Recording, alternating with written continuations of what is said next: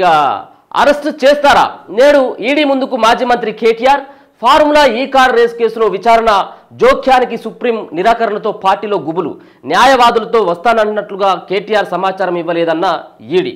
గతంలో కూడా మనం చూసుకోవడం జరిగింది కదా, ఏది క్వాష్ పిటిషన్ కొట్టివేయాలని చెప్పేసి ఏదైతే ఆయన కోర్టులో నమోదు చేసిన తర్వాత క్వాష్ పిటిషన్ వేసిన తర్వాత నాకు ఒక లాయర్లకైనా కానీ కనీసం అనుమతి ఇవ్వండి, నేను లాయర్లను తీసుకొని పోతా, నా పక్కమెట్టి విచారిస్తున్నటువంటి సందర్భంలో నా పక్కమెట్టి కూకోమాలని చెప్పేసి ఏదైతే కేటీఆర్ గతంలో కోరడం జరిగిందో ఈడీకి అటువంటి ఏది సుప్రీంకోర్టులో వేసినటువంటి సందర్భంలో ఎక్కడ కూడా కోరలేదు కాబట్టి ఈడీ ఈయన ఒక్కనే రమ్మని చెప్పింది.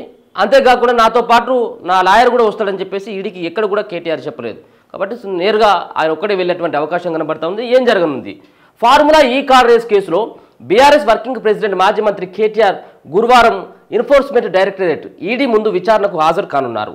ఇదే కేసులో ఏటూగా ఉన్న ఐఏఎస్ అధికారి, నాటి పురపాలక శాఖ ప్రత్యేక కార్యదర్శి Aravind Kumar, HMDA chief engineer BLN రెడ్డిలు కూడా ఈడీ అధికారులు ఇప్పటికే ప్రశ్నించారు. అయితే ఏ1గా ఉన్న కేటీఆర్ను ఈడీ ఏం అడగనుంది? విచారణ నేపథ్యంలో ఆయనను కేవలం ప్రశ్నించి ఇంటికి పంపుతారా లేదంటే అరెస్టు చేస్తారా అన్న దానిపై బీఆర్ఎస్ శ్రేణుల్లో టెన్షన్ నెలకొంది. ఈ కేసులో కేటీఆర్ 9న ఏసీబీ విచారణకు హాజరైన విషయం తెలిసిందే. అయితే ఏసీబీ అధికారుల ప్రశ్నలకు సమాధానాలు ఇచ్చి సాయంత్రం కేటీఆర్ తిరిగి రావడంతో గులాబీ శ్రేణులు సంబరాలు చేసుకున్నాయి. కానీ ఏసీబీ నమోదు చేసిన ఎఫ్ఐఆర్ను రద్దు చేయాలంటూ కేటీఆర్ హైకోర్టులో వేసిన పిటిషన్ను తిరస్కరించడం, దీంతో ఆయన సుప్రీంకోర్టును ఆశ్రయించగా జోక్యానికి ధర్మాసనం నో అని కూడా చెప్పడం జరిగింది. ధర్మాసనం నిరాకరించడంతో ఎదురు దెబ్బ తగిలినట్లయింది. సుప్రీంకోర్టులో వేసిన పిటిషన్ను కూడా కేటీఆర్ తరపున న్యాయవాదులు వెనక్కి తీసుకోవడంతో అసలు ఏం జరగబోతుందన్న ఉత్కంఠ పార్టీ వర్గాల్లో నెలకొంది. పైగా ఏసీబీ మరోసారి కేటీఆర్ను ప్రశ్నించే అవకాశం ఉందని ప్రచారం జరుగుతుండడంతో ఈడీ, ఏసీబీ ఎటువంటి చర్యలు తీసుకుంటాయన్న ఆందోళన నెలకొంది. ఈడీ విచారణ తర్వాత అరెస్టు చేస్తారా? ఫార్ములా ఈ కేసు నుంచి పార్టీ వర్కింగ్ ప్రెసిడెంట్ బయటపడతారా లేదా అన్న చర్చ గులాబీ శ్రేణులు చర్చ జరుగుతుంది. హెచ్ఎండిఏ నిధులను కేటీఆర్ సొంతానికేమీ వాడుకోలేదని, ఫార్ములా ఈ వ్యవహారంలో అవినీతే జరగలేదని బీఆర్ఎస్ నేతలు అంటున్నారు. ఈ కేసు నుంచి ఆయన బయటపడతారని ధీమా వ్యక్తం చేస్తున్నారు. ఇది ఇలా ఉండగా విచారణ న్యాయవాదితో వస్తానంటూ కేటీఆర్ నుంచి తమకు ఎలాంటి సమాచారం లేదని ఈడీ వర్గాలు తెలిపాయి.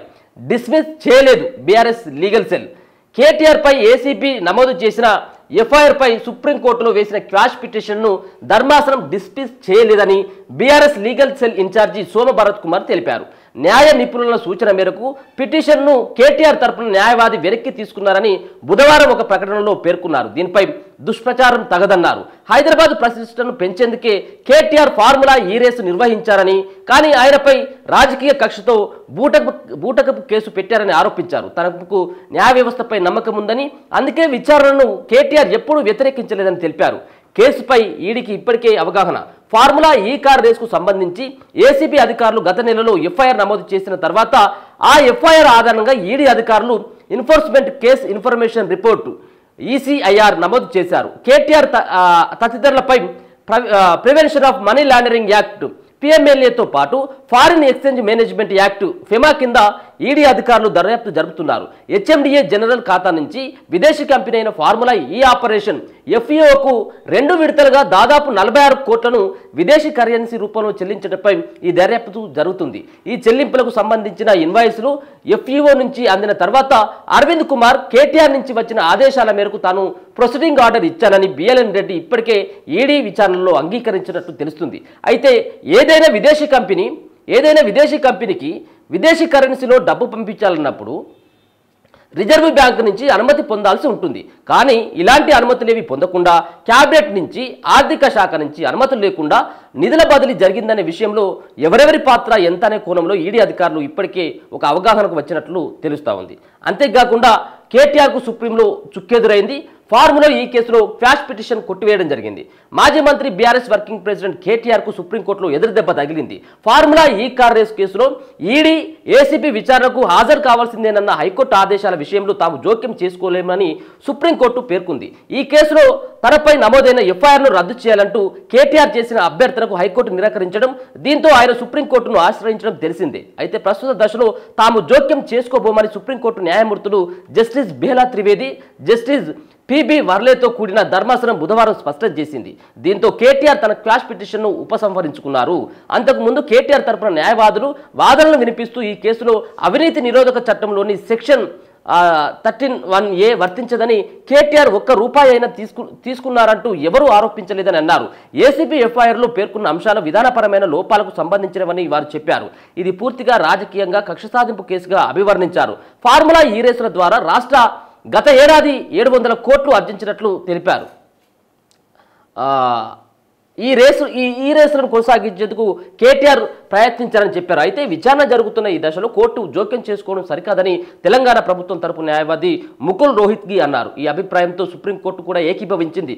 అసలు అధికారులు అవినీతికి పాల్పడ్డారంటే నమ్మే పరిస్థితి ఉందా అని జస్టిస్ బేలా త్రివేది వ్యాఖ్యానించారు.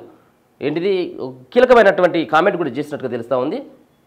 ఏది అవినీతికి పాల్పడారంటే నమ్మే పరిస్థితి, అధికారులు అవినీతికి పాల్పడారంటే నమ్మే పరిస్థితి ఉందని జస్టిస్ బేలా త్రివేది వ్యాఖ్యానించారు. కాగా న్యాయపరమైన సలహాలకు అనుగుణంగా తాము పిటిషన్ను ఉపసంహరించుకుంటామని బీఆర్ఎస్ తరపు న్యాయవాది మోహిత్ రావు నిన్న చెప్పడం జరిగింది. సో దీంట్లో చాలా సంబంధించినటువంటి ఏదైతే వాళ్ళు ఒకవేళ కనుక క్వాష్ పిటిషన్ని వీళ్ళు ఉపసంహరించకపోయినా కానీ కొట్టేసేదే. ఎప్పుడైతే సుప్రీంకోర్టు చెప్పిందో ఏది మేము హైకోర్టు ఇచ్చినటువంటి తీర్పును గౌరవిస్తా ఉన్నాం, ఈ కేసులో మేము జోక్యం చేసుకోలేమని చెప్పేసి ఎప్పుడైతే చెప్పిందో ఇక తప్పేటట్టు లేదు, ఉన్నటువంటి ఇజ్జత్ కూడా పోయేటట్టుగా ఉన్నదని చెప్పేసి కేటీఆర్ తరపున ఉన్నటువంటి న్యాయవాదులు వాళ్ళు వేసినటువంటి పిటిషన్ని వాళ్ళు ఉపసంహరించుకోవడం జరిగింది. ఇక రెండో విషయానికి వచ్చినట్టయితే దీంట్లో కేసు విషయానికి వచ్చినట్టయితే ఇప్పటికే కేటీఆర్ ద్వారానే మేము డబ్బులు ట్రాన్స్ఫర్ చేయడం జరిగింది, కేటీఆర్ చెప్తేనే మేము చేయడం జరిగింది అనేది ఈడీ ముంగట ఇప్పటికే A2గా ఉన్నటువంటి అరవింద్ కుమార్ కానీ A3గా ఉన్నటువంటి మరో వ్యక్తి వీళ్ళిద్దరు సైతం అంటే ఎవరు బిఎల్ఎన్ రెడ్డి వీళ్ళిద్దరు సైతం కూడా ఇప్పటికే కేటీఆర్ పైన చెప్పడం జరిగింది. ఆల్మోస్ట్